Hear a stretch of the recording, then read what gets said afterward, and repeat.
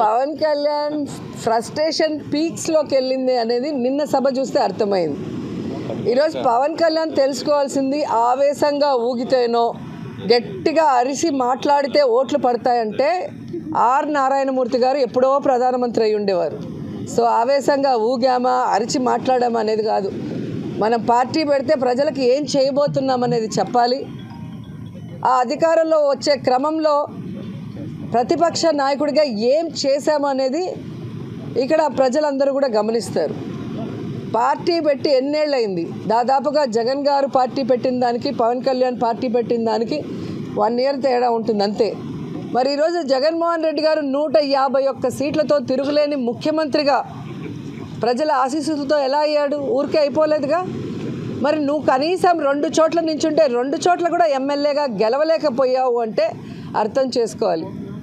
ఈరోజు సిగ్గుచేటు ఏంటంటే ఒక పార్టీ ప్రెసిడెంట్గా ఉండి 24 సీట్లకే పరిమితం అయిపోయి మళ్ళీ క్యాడర్ని తిడతాడు. మనకెక్కడుందయ్యా బూత్ కమిటీలు?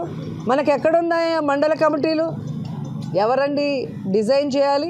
మండల కమిటీలని ఎవరు ఏర్పాటు చేయాలి? బూత్ కమిటీలని ఎవరు ఏర్పాటు చేయాలి? పార్టీ ప్రెసిడెంట్ చేయాలి. నువ్వు పార్టీ ప్రెసిడెంట్ అని పేరుకే తప్ప ఏ రోజైనా పార్టీ నిర్మాణ పనులు చేసావా? నీ తప్పుని ఈరోజు కార్యకర్తల మీద జన సైనికుల మీద రుద్దాలని నీ ఫ్రస్ట్రేషన్ని చూపించడం అనేది సిగ్గుచేటు. ఈరోజు ముష్టి 30 సీట్లు కూడా తెచ్చుకోలేని నువ్వు నిన్న జగనన్నని అతపాతాలానికి తొక్కుతానంటున్నావు. నువ్వు చంద్రబాబు నాయుడు దగ్గర ఊడిగం చేస్తూ ఈరోజు అధపాతాలానికి వెళ్ళావు అనేది నిన్న మీటింగ్తో స్పష్టంగా అర్థమైపోయింది. మీకు కొంచెం ప్రాబ్లమా? ఆయన క్లియర్గా ఏం చెప్పారో మీరు వినలేదా? చంద్రబాబు నాయుడు గారు ఏం చెప్పారు నిన్న? ఏం చెప్పారు? వైఎస్ఆర్సీపీ సభ సూపర్ హిట్, వైఎస్ఆర్సీపీ సభలు super hit, Telugu Desam party Janasena meetings ఫట్ అని ఆయనే చెప్పారు సిబిఎన్ గారు. మీరు విన్నారా లేదా నాకు అర్థం కావట్లేదు. సో ప్రజలు స్పష్టంగా ఉన్నారు. ఎవరైతే వాళ్ళకి అభివృద్ధి సంక్షేమాన్ని అందిస్తారో మళ్ళీ వాళ్ళే అధికారంలోకి రావాలని కోరుకుంటారు. ఈరోజు మేనిఫెస్టోని తమ వెబ్సైట్లో నుంచి తీసేసి చంద్రబాబు నాయుడు కనీసం ఇచ్చిన ఒక వాగ్దానాన్ని కూడా నెరవేర్చకపోవడం ఈ రాష్ట్ర ప్రజలు గమనించారు.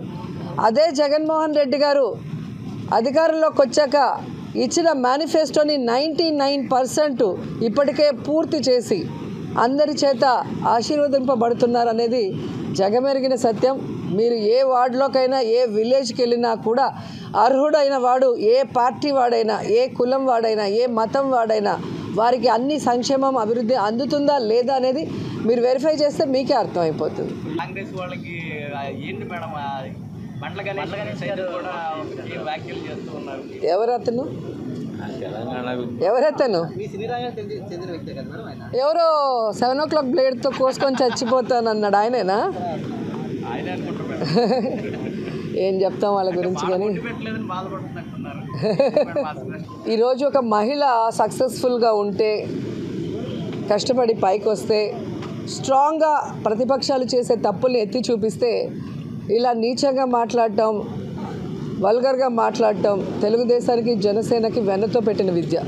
సో మహిళలు అందుకే వాళ్ళని అసహించుకున్నారు అనేది కూడా మీరు గమనించాల్సిన విషయం.